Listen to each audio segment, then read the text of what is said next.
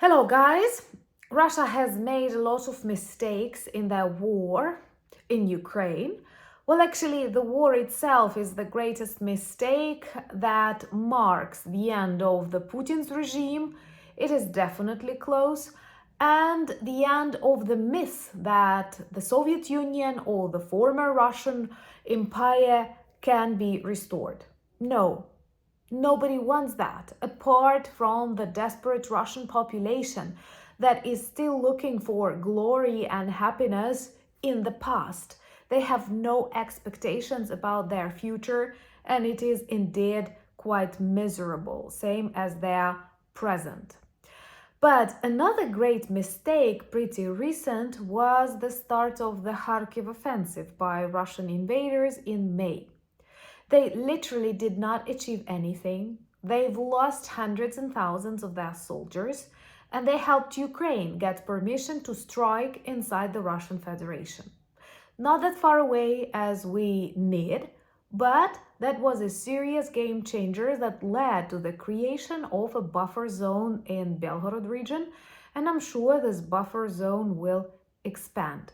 Today, Ukrainian officers of intelligence managed to take back control over aggregate factory in Vovchansk, the city that was severely shelled by Russians, but they failed.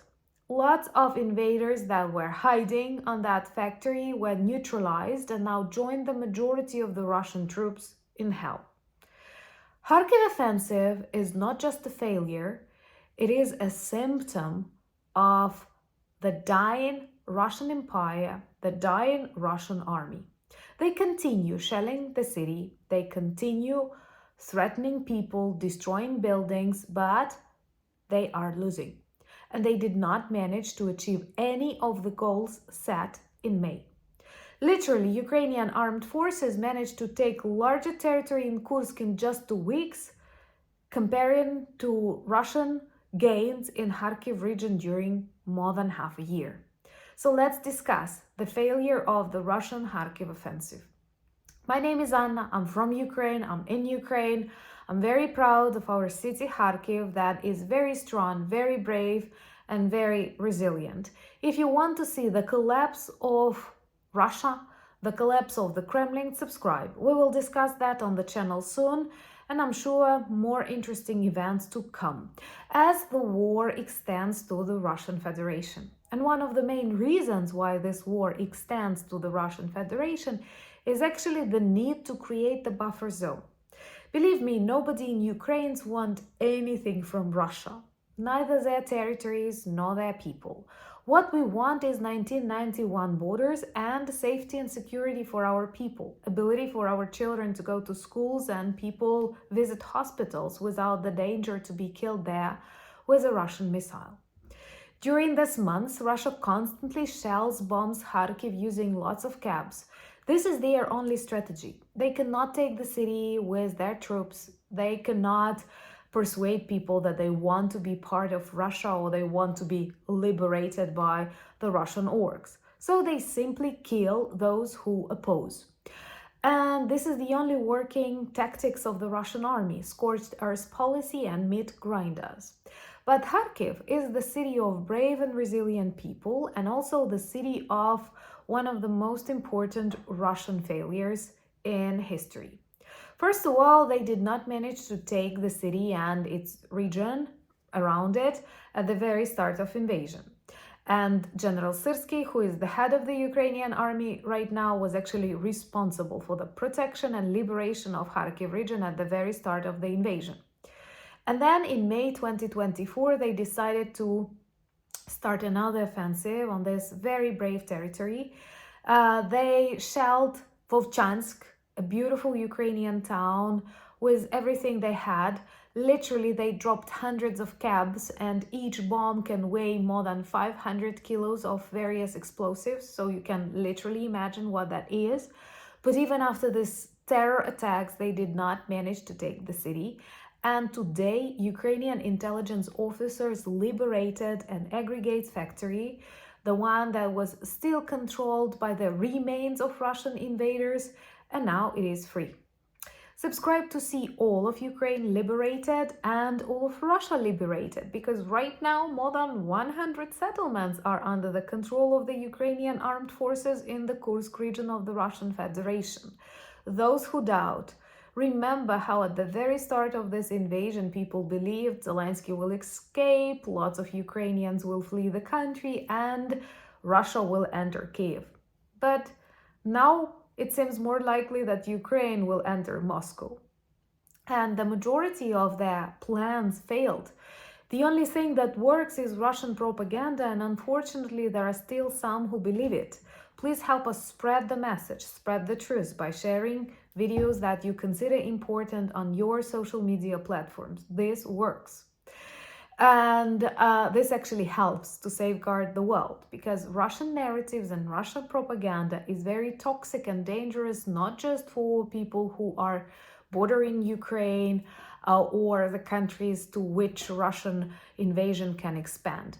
But believe me, they interfere in the politics of the United States, Australia, the United Kingdom, or whatnot. And our task is to defeat them militarily, politically. That's the only way to return back to normal.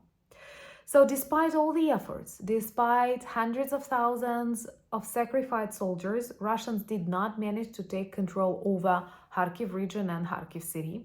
People remain working there.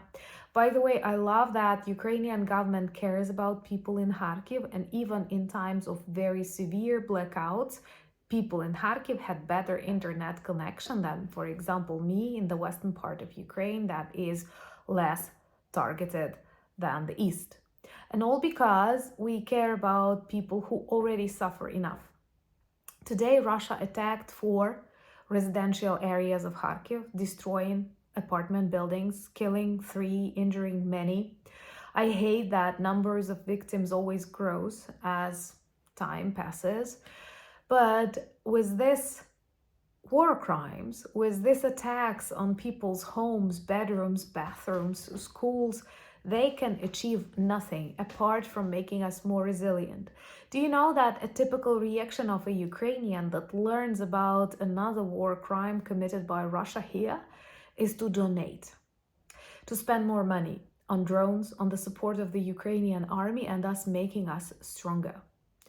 And one of the missions of my presence on YouTube is actually to remind those who forget that we clearly see the symptoms of Russia failing. And number 1, failure of Blitzkrieg. Number 2, failure to get Kiev. Number 3, failure to get Kharkiv. And right now, war is already on the very big part of the Russian Federation. So it's not an escalation. It is the start of the end of the Russian Federation as we remember it. And don't be afraid of that. Be afraid of Putin in control of the Russian Federation. Let's wait for his imprisonment and all the hard work that awaits us with the Russian population, because it's extremely zombified and we cannot expect them to become democratic. Kharkiv is the city that I love. Kharkiv is the city that I visited a number of times. Actually, I have defended my PhD there back in 2011. And I'm very proud of the bravery and resilience of these people, and I'm 100% confident they will never be a part of the rotten Ruski Mir. They can actually mark one of the most important milestones in the start of the collapse of the Ruski Mir.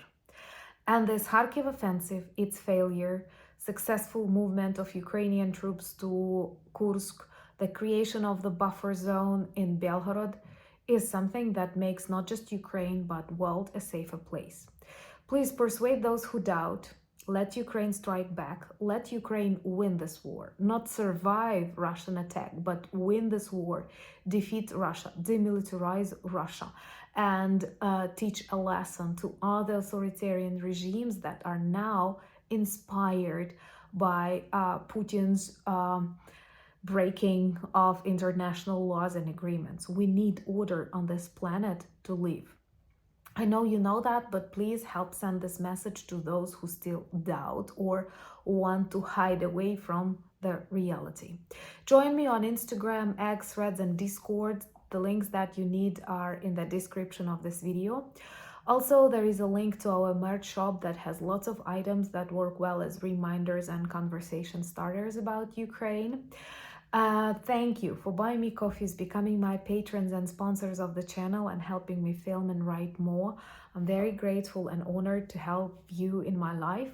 And thank you so much for all the work and support that you do to help us win. And together we will win.